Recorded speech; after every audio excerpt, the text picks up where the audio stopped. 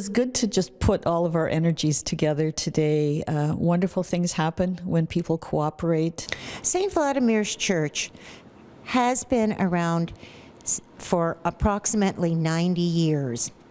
And during that time, we were a very active church and very active in the community. However, as the years went on, the congregation became older, people had passed away, changes in society have also occurred where people are just not interested in going to churches anymore. And we found that over the years, our congregation of parishioners has been declining. And then it just got to the point that we made a decision that we would have to sell our church, unfortunately, because of financial reasons. I mean, you have to have people coming in, and you have to be able to pay your utilities and so forth. So, and then also a declining congregation. So there was a young fellow from Ukraine, a refugee, who was staying with my husband and I, and he expressed an interest in going to Ukrainian Orthodox church service. So I brought him here. It was November of 2023, and I knew Sonia. We had worked together professionally in the past. We got to talking. Sonia let me know that this building was probably going on the market by about springtime, and I said, well, LUF is looking for a building too. So, we put the two organizations together, and lo and behold, the sale happened, I think, in the summer, and we took possession in September of 24. So Lakehead Unitarian Fellowship had been in its Algoma Street location for many, many years, but we found that, as in many congregations, as people got older, there were mobility issues, and our building was not accessible. We looked at the possibility of making it more accessible, but it just was not a possibility for us. And there were some structural issues that needed to get looked at as well. So the congregation voted to sell the property on Algoma Street. And so that happened in 2021. So after that, we rented some office space and a boardroom in an office building on Arthur Street and had our services there for a while. But then we engaged actually a consulting firm from Southern Ontario, Trinity Centres Foundation, and they specialize in helping congregations that need to make a transition. So they're looking for a buyer, a renter, a co-owner, some sort of arrangement like that. There were focus groups and discussions, and we were actively looking. But then, just as it happened, this personal connection worked out, and so we were able to make the purchase of the St. Volodymyr's property, and we took possession in September. There are so many fond memories of my time in this church.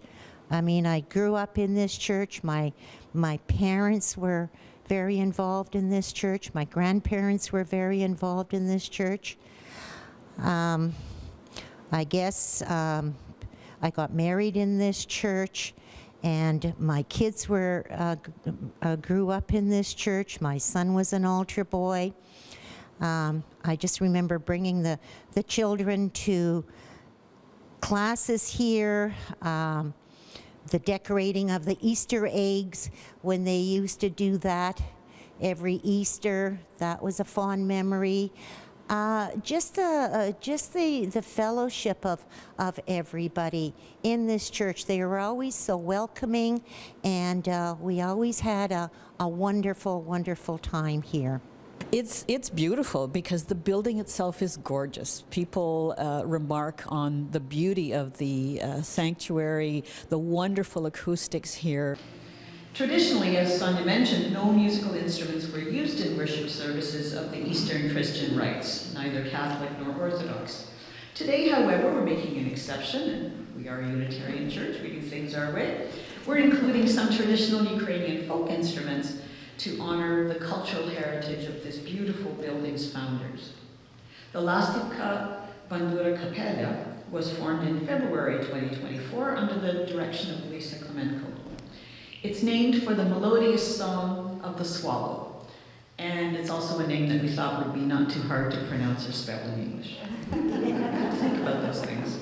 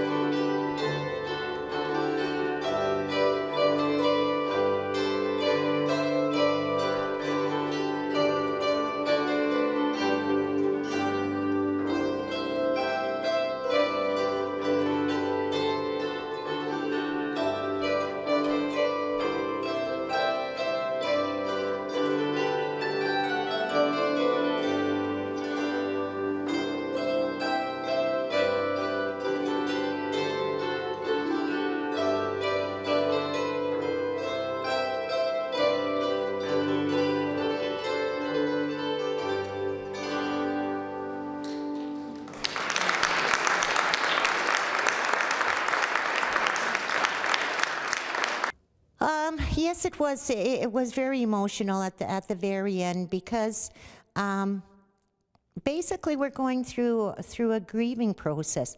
And actually, the Lakehead Unitarian Fellowship went through the same process 4 years ago when they had to sell their church and they had to find another location. But for us, yeah, it's hard. It was even difficult, coming into the church today to see, how it's been transformed from a Ukrainian Orthodox church with a multitude of icons, iconography, iconostance that was here, and just the changes. But we wish the Unitarians all the best in their ministry and in their future endeavors. And we're really excited because we've got room to expand here. One of the issues in the old building was we were cramped. All the things we wanted to do, there wasn't enough space. So here there's room, and we really have a strong interest in living our values by being active in the community. We already do some things with Shelter House, with the Empty Bowls Project, but we really want this new location, Unitarian Place, to become a community hub. So we're starting some outreach into the West Fork community, into Thunder Bay generally. We're interested in renting space for concerts, workshops, maybe some clubs or outreach groups want to do some sort of work here. So we really want to become even more active with the Thunder Bay community. All of the items that are in any Ukrainian Orthodox church in Canada have to be removed somewhere. They are not allowed to be put into the garbage dump or the local dump. So we were very fortunate that we had a priest that came from Alberta, and he helped us dismantle and take down a lot of stuff that religious items that were here in the church.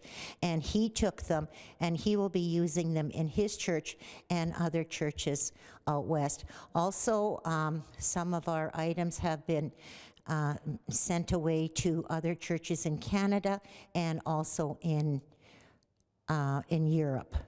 And we hope that all of the work that was done here to make this place available will be part of what fuels us going forward into an exciting future.